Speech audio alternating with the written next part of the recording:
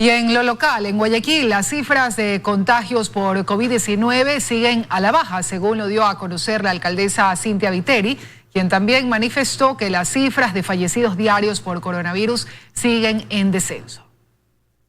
Son buenas noticias para Guayaquil. Según la alcaldesa de la ciudad, Cynthia Viteri, las cifras de contagios por COVID-19 continúan a la baja. El día de ayer tenemos 8.6 por cada 10.000 habitantes.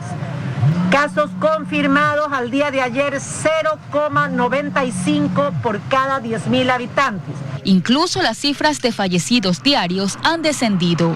Pero están muriendo 4 personas diarias por COVID, cifra que también nos da un aliento porque pasamos de 6 que estaban muriendo en las últimas semanas a diario a 4. Por ejemplo, la situación en Sauces, al norte de Guayaquil, no cambia y siguen en aumento los contagios por COVID-19. A Sauces se le suman los sectores Guayacanes, Samanes, Urdesa, Isla Trinitaria y Fertiza. En estos lugares se registran aumento de casos leves.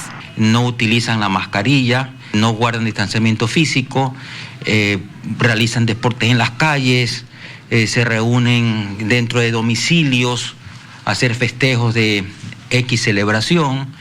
Todavía hay una ingesta interna de alcohol dentro de las casas. Mientras que en las parroquias Jimena, con excepción del Guasmo Sur y Pascuales, existe una tendencia a la baja. Las autoridades piden a la ciudadanía no bajar la guardia, porque la pandemia continúa. María de los Ángeles Rendón, 24 horas.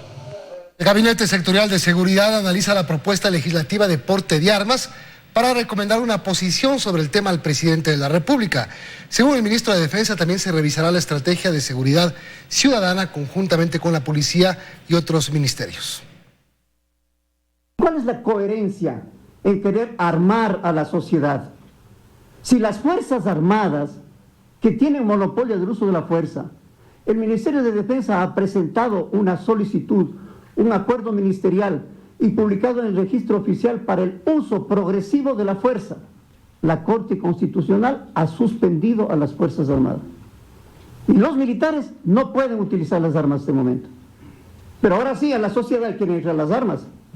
No hay sentido, no hay criterio, no hay coherencia. Esta es la posición personal del ministro de Defensa en torno a la propuesta legislativa del porte de armas.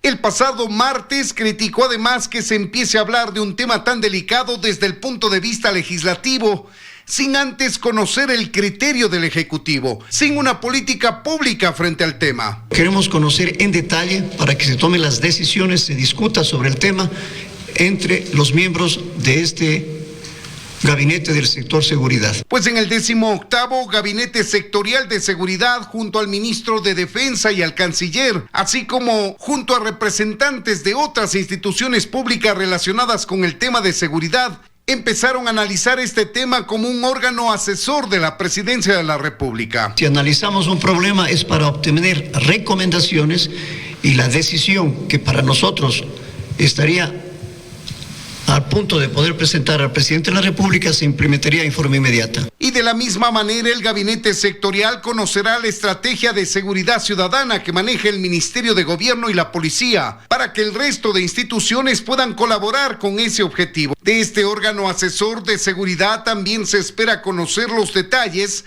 para la reapertura de las fronteras terrestres con los protocolos de bioseguridad y en coordinación con los vecinos países de Perú y Colombia. En Quito, Freddy Paredes, 24 horas. El presidente del Tribunal Contencioso Electoral asegura que las elecciones no están en riesgo y dice que el Consejo Nacional Electoral ha desacatado una sentencia durante 44 días. Los 5 vocales, al parecer, sufren de amnesia colectiva que resulta sospechosa. Es así como el presidente del Tribunal Contencioso Electoral, el juez Arturo Cabrera, cuestiona al órgano administrativo electoral por no cumplir una sentencia. El Consejo Nacional Electoral, de manera consciente, pero arbitraria e ilegal, está desobedeciendo y desacatando una sentencia de este tribunal por 44 días hasta hoy. Asegura que a este organismo no le interesa quién gane las elecciones, sí garantizar los derechos de participación y en este caso los derechos de la organización política Justicia Social, que de los 103 días que tuvieron todas las organizaciones para el proceso, 49 días no tuvo personería jurídica y los últimos 44 días le han negado el derecho de participación y exige que el CNE cumpla con la sentencia de este tribunal. Las sentencias del Tribunal Contencioso Electoral son de cumplimiento obligatorio, son de última y definitiva instancia, no pueden ser interpretadas, analizadas al antojo o cumplidas parcialmente. Este criterio lo desaprueba el expresidente del Tribunal Supremo Electoral, Carlos Aguinaga. El cumplimiento de esas medidas de reparación integral les puede hacer incurrir en otro delito penal. Mientras tanto, otra ex autoridad electoral asegura que son todos los que integran el órgano electoral, en las dos instancias, quienes le deben al país. Es terrible lo que está pasando. Estos organismos electorales o se portan conforme al derecho, o mejor que se vayan a su casa, cerremos las puertas y busquemos un nuevo organismo con gente profesional, seria. El presidente del Tribunal Contencioso Electoral asegura que las omisiones y el desacato del Consejo Nacional Electoral traerán consecuencias para los 5 consejeros y recuerda a los ciudadanos y organizaciones políticas que pueden ingresar denuncias hasta 2 años después. En Quito, María Gracia Acosta, 24 horas. El número de aspirantes a jueces de la Corte Nacional de Justicia baja de 100 a 69 luego de rendir la prueba escrita de conocimientos. El concurso entra en fase de recalificación de notas y luego se someterán a la prueba oral. Solo 69 aspirantes a jueces de la Corte Nacional de Justicia llegaron a rendir la prueba escrita y de inmediato se conocieron las calificaciones, que en su mayoría no superaron los 35 puntos. Sin embargo, no son preguntas objetivas. Muchas de las preguntas no tenían la respuesta, ante lo cual eso imposibilita para nosotros la recalificación. Al final, los aspirantes que quedan por especialidad son para penal, 27, para el área civil, 22, para el área laboral, 8, administrativo, 7 y tributario, 5. La expectativa se centra en quienes lleguen a la sala penal, pues en sus manos estarían los llamados casos de corrupción emblemáticos, muchos de ellos recientes y en etapa de casación. No obstante, de los 27 postulantes al área penal de la Corte Nacional de Justicia, hay solo 4 que superan los 40 puntos entre la prueba escrita y los méritos. Se trata de Luis Rivera Velasco con 45.2, Felipe Córdoba con 42.7, Mercedes Caicedo con 42.55, Byron Guillén con 43.8. Hay espacios en este concurso que ya parecerían tener incluso nombre y apellido. Una vez más, nos quedan debiendo en transparencia. Resta ver si tras la etapa de recalificación de la prueba escrita hay nuevos nombres que superen los 40 puntos. Es así como toma forma la selección de 16 jueces que, según dicen en el Consejo de la Judicatura, serán seleccionados en la primera semana de febrero, antes del proceso electoral de primera vuelta. Fausto Yepes, 24 horas. Los dirigentes indígenas Jaime Vargas y Leonidas Sisa comparecieron ante la Fiscalía General por la denuncia en su contra por el delito de terrorismo. Vargas no rindió su versión, pues solicitó la presencia de un traductor.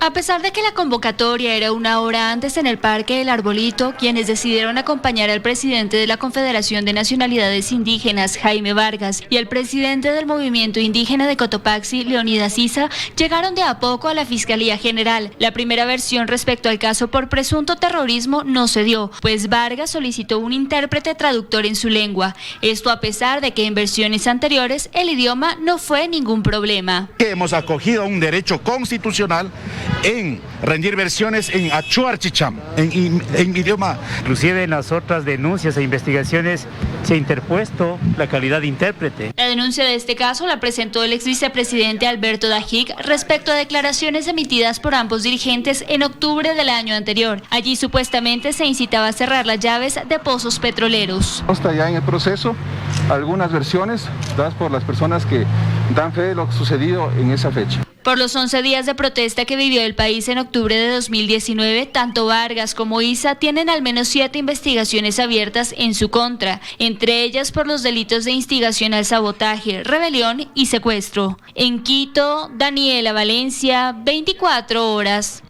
Seguimos con las noticias. La votación del proyecto de ley de extinción de dominio sigue pendiente. La Asamblea no ha sido convocada para esto y por ello los legisladores exigen que se ponga en el orden del día. Señalan que no caben más cambios y que no puede irse de receso sin aprobar esta normativa.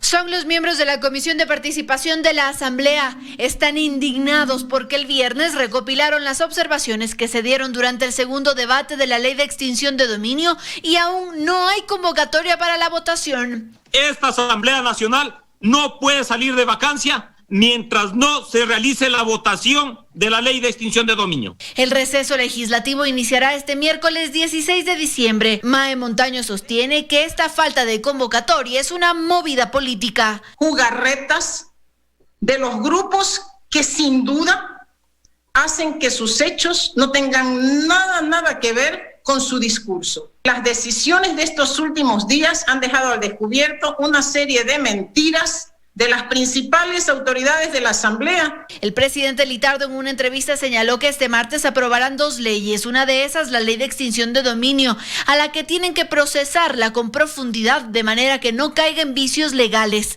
Pero Tello señala que una vez cerrado el segundo debate no cabe la realización de cambios al texto. Es absurdo plantear de que habrían vicios de legalidad o de constitucionalidad. Aquello no existe. Para lo que sí están convocados los legisladores este martes es para el segundo debate de la ley anticorrupción, que unifica 7 proyectos y que básicamente reforma el Código Integral Penal.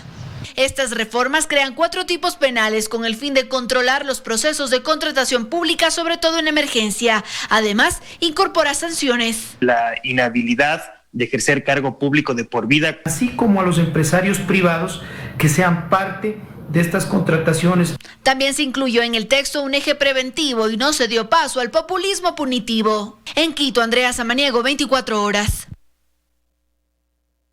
El Estado ecuatoriano, a través de la Procuraduría General, espera recuperar $145 millones producto de la venta de bienes comisados y reparaciones económicas establecidas en las sentencias ejecutoriadas en 8 casos de corrupción, entre ellos sobornos 2012-2016 y la trama de Petroecuador. El escándalo internacional en el que se ve envuelta la empresa Vitol voltea las miradas nuevamente hacia los negocios de Petroecuador, otrora centro de los señalamientos por actos de corrupción que llevaron a los tribunales a varios de sus directivos, entre ellos Carlos Pareja Yanuseli y Alex Bravo. Sobre Pareja Yanuseli pesan 5 sentencias. La mayor por enriquecimiento ilícito lo condenó a 10 años de prisión. Por su parte, Alex Bravo afronta sentencias por enriquecimiento ilícito, cohecho y delincuencia organizada. La pena mayor es de 5 años, por lo que saldría de prisión, según confirmó su defensa, a finales de 2021 o a inicios de 2022. Pero, ¿y la reparación qué?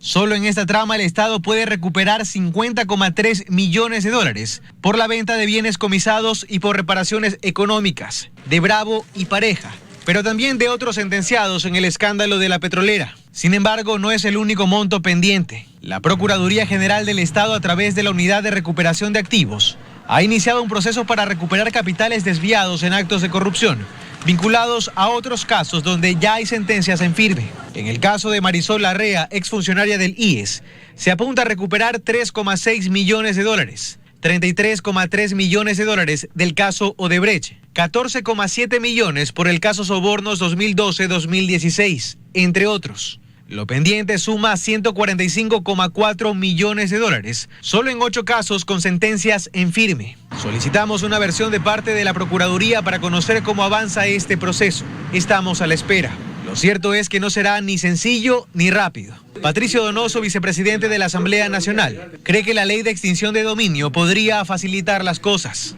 Sí podemos, sí debemos recuperar lo que ha sucedido en los últimos tiempos, aquellos dineros robados al pueblo ecuatoriano. Para la identificación de bienes y capitales por fuera del país, la Procuraduría deberá valerse de firmas especializadas en su ubicación para iniciar los procesos que permitan recuperar algo de lo desviado en comprobados actos de corrupción. En Guayaquil, Carlos Acoto, 24 horas.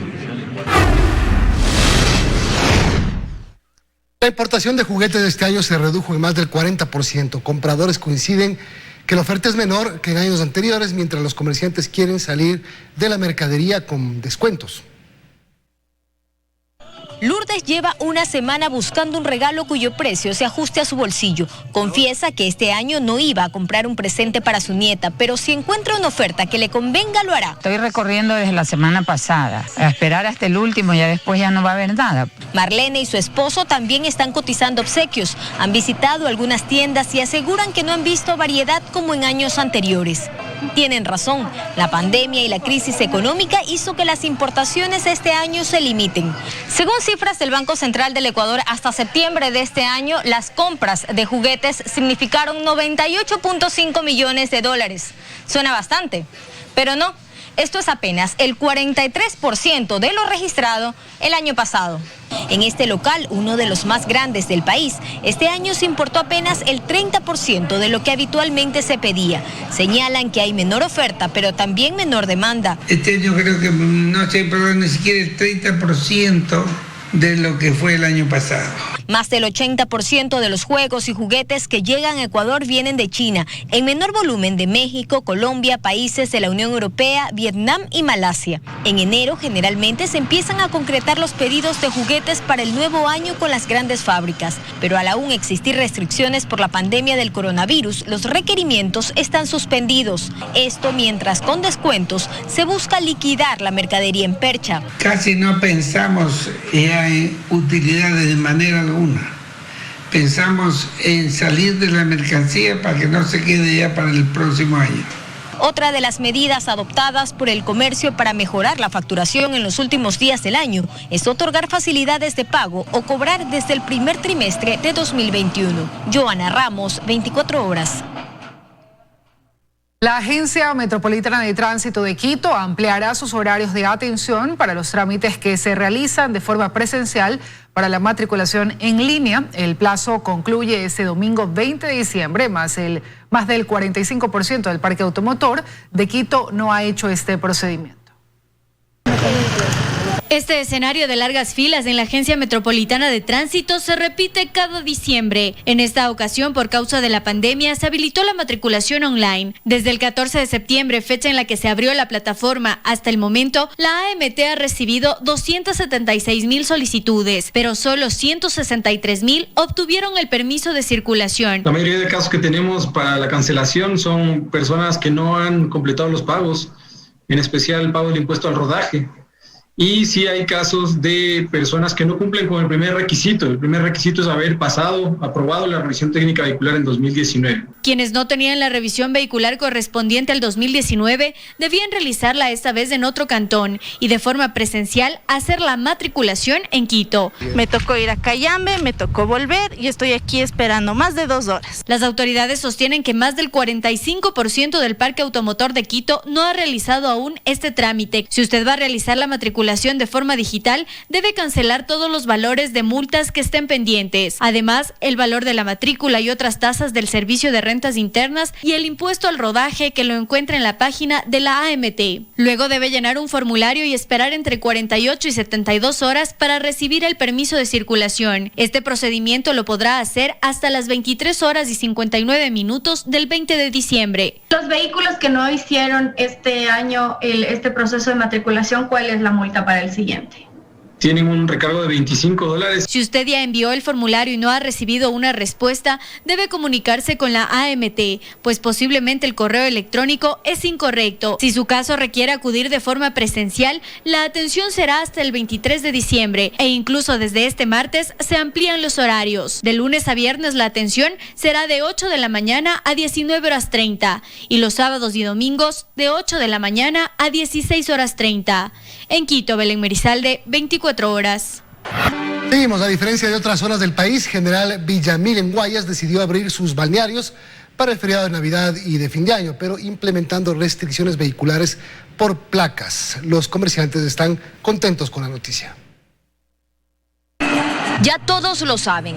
Los dueños de restaurantes, vendedores ambulantes, informales, dueños de carpas y hasta los cuidadores de carros. Durante el feriado de Navidad y fin de año, estas playas no se cierran. Yo pienso que es la mejor decisión que ha tomado el alcalde aquí en playa. Estamos bien porque necesitamos trabajar. Pero las autoridades toman esta decisión con restricciones y la restricción será vehicular y por placas. Si bien el 24, 25 de diciembre, 31 de diciembre y 1 de enero del 2021 se permitirá el ingreso de los turistas al mar, no todos los vehículos podrán ingresar a este cantón. El 24 de diciembre solo podrán ingresar al cantón vehículos con placas terminadas en número impar, el 25 par, el 31 placas pares y el 1 de enero del 2021 placas impares. Las autoridades reconocen que aún hay cosas por definir, como qué pasará con quienes ya tengan reservas en los hoteles y quienes tengan casas en este cantón. Ahora estamos trabajando justamente en eso para ver de qué forma podemos darle a ellos no un salvoconducto, sino justamente una reservación de hotel